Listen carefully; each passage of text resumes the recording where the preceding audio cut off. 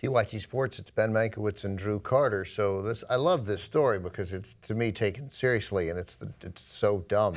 And there's a definitive correct answer here. Yeah. So you played in the NFL, and the training camp obviously is the sort of the ultimate, almost in any sport. I guess it happens in baseball, spring training too, but you're not hitting each other. But you're away, you're secluded. Less now, they do it at their facilities, but you're still together all the time. All the time. Yeah, it's like as intense a practice time as you can have in sports. Yeah. So obviously, you guys, you're close to your teammates, right? You do a lot of locker room talk. A lot of banter, a lot of talk. I mean, you see, sooner or later you start getting on each other's nerves. Obviously, you see the person 24/7. But locker room talk is like the highlight. I mean, obviously practice is fun, but it's the grind and it's dog days, and you just keep going. But the locker room antics, pre-practice and post-practice, are probably by far one of my favorite memories. And like you said, go ahead. And now we've seen a story in the Wall Street Journal from Kevin Clark that players are fighting over TV shows being spoiled. Yeah. Principally Game of Thrones. We'll get to that in a moment, but we already see that it works for players because in Trainwreck, the Amy Schumer movie with Bill Hader, where LeBron, you saw it, right? Yep.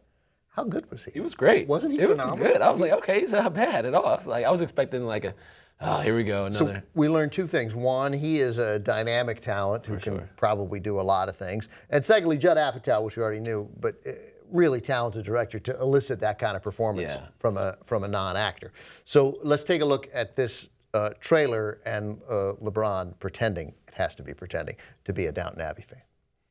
Sorry to interrupt. We watching Downton Abbey later? LeBron, I'm being interviewed. Listen, I'm watching it tonight because I'm not going to go to practice and all the guys are talking about it and I'm left out. I love the NBA.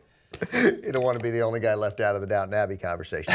But apparently these Game of Thrones conversations are huge, are real. Oh, I'm a Game of Thrones guy too. I watch Game of Thrones. So if I was in the locker room at the time and I know they're discussing like huge moments like the Red Wedding, or the Jon Snow murder, at the end. I'm still spoiler if you haven't watched it. I'm sorry, but no, if you haven't watched it, you need to watch it. It's time. We don't what's the timetable? Yeah. Okay, first we'll get to that in a second, but let's first tell you. So apparently, some players are complaining because they're farther behind in the series, and then they hear guys talking about it. Well, at Washington's training camp, tight end Niles Paul, he had this to say, and because he has no patience. If you don't know that Jon Snow died, if you don't know what the White Walkers are, that's not my problem.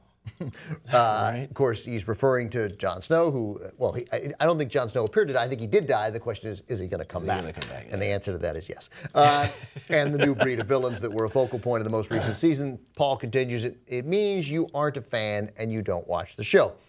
Now, he might be going too far there because it's okay to be a fan that's further behind, but we don't have to stop our lives. Yeah. Like, I'll give people, 24 hours seems like plenty of time. For sure. But what I hate is, like, suppose you and I come in on a Monday and we were talking Game of, we do recaps of it Sunday night, and we should come on those. That'd be awesome. But we talk about it. We're doing, and then somebody comes in there like, don't talk. No, I'm in the middle of a great conversation with my friend. This is all we want to talk about. What do you mean, no? Yeah. You go away. Walk away. Yeah, I must say, I would do the same thing, and especially in a group work setting or football locker room setting. I'd be like, go put some earphones on. I'm going to talk to the guys that actually, even one of them are calling you right now to tell you that they have their complaints about Game of Thrones. I literally don't know how to stop this. There's a fail on yours. But you know what I'm saying. This is, by the way, that's technology. Get that because the internet, because the iPhone, the on the same thing. So they're like, no, it's like I can't stop it. I don't want it to come through my computer. Please don't come through my computer. My phone was off the computer. That was my iPad. So, it's my wife. I'm sure everything's fine. Yeah, use a 24-hour rule, and then you can't go on. Enough. And that's true in life. My Michael Schur, my closest friend out here, he and his wife, his ex-wife, would watch 24, but not when it came out. They would watch the whole season at once. They get it on DVD. They binge early binge watching. It wasn't even Netflix or anything yet. And so we'd be talking about the season in general, and they'd be like, I don't know. Like, hey, no. You can't do that. You can't edit out. No. We're talking about it. Yeah, you gotta walk away. You gotta leave. Or you just gotta hear. You gotta listen to it. Like I'm the type of person. If I haven't seen it, I'm gonna let them talk, and I'm gonna listen. And I'll be like, I want to see it anyway. So it's not like I'm gonna be. Yeah, if it's a good show, knowing specifically what happens doesn't kill it. I'm still gonna watch it. And I watch reruns all the time, and I know what's gonna happen. And I'm like, this is still good. So another Washington player.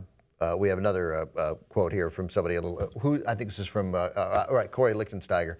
He points this out. I'll wait a couple of days, but I mean, if you haven't watched it by then, close your earmuffs. I want to talk about it. That's it. Exactly what. That's exactly right. But I just like the idea that that's what these guys now are fighting over. I'll tell you what, especially in training camp, you're so bored and tired because that's all you're doing is like reading playbooks and new plays and stuff. So when you have a chance to you're not too tired to take it, and you're not napping, you have a chance to watch some shows or watch something.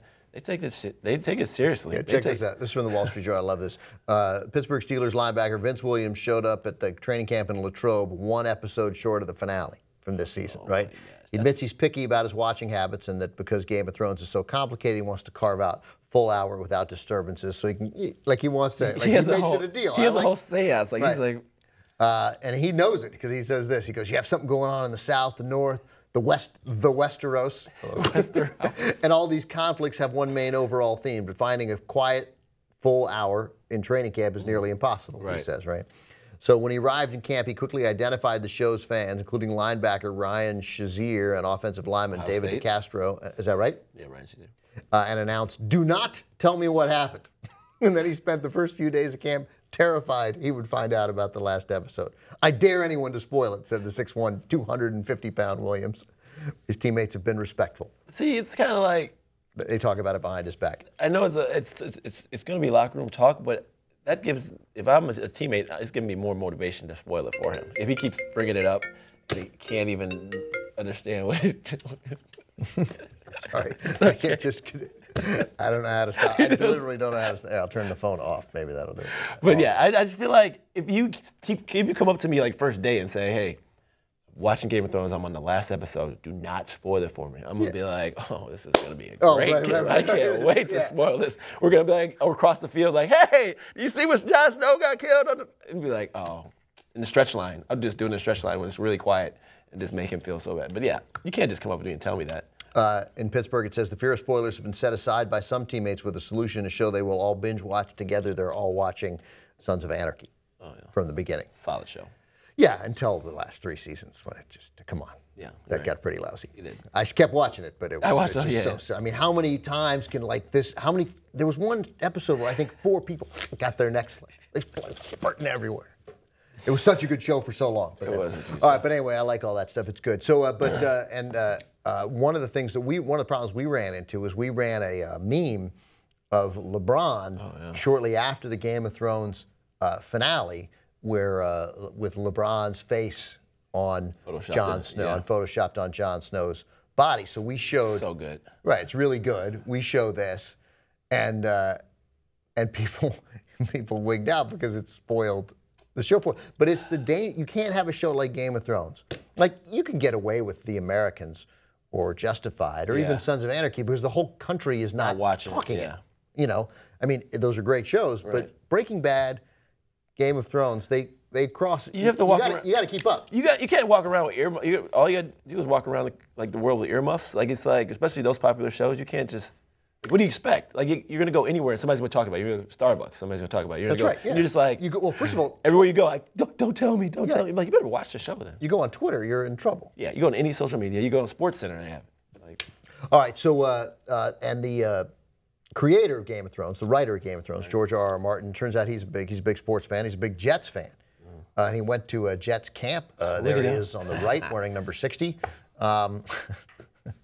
Obviously, okay, all right. So good. There we go. So there he is. I don't know who. So he is good, but that's a serious Jet fan. I like him. And that led some people on Twitter to have a little fun with George R.R. Martin and some of their tweets, including one particularly outstanding one. Yeah. Let's take a look at some of these. So Bart Hubbock said, little known fact, watching the Jets gave quarterback George R.R. Martin the idea for the Red Wedding.